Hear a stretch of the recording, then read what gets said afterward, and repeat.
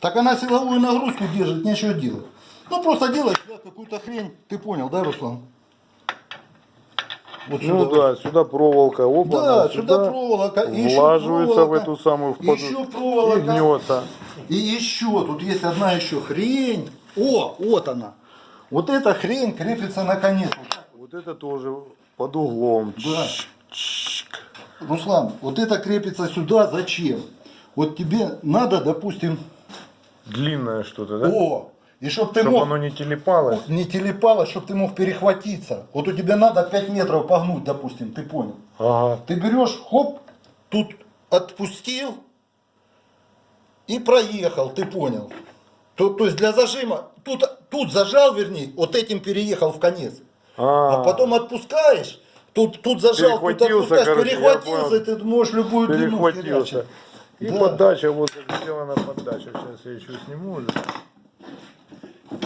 Подача на тросике вообще старый и достаточно надежный способ.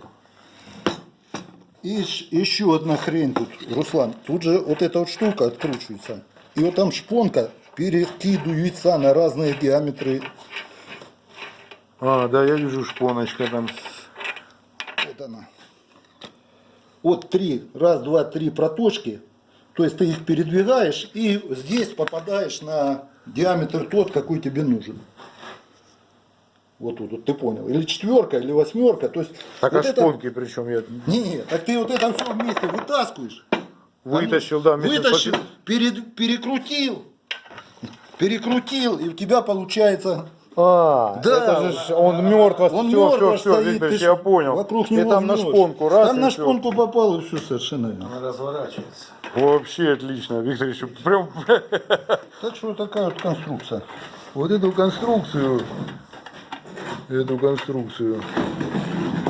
очень нравится мне такая конструкция, ну.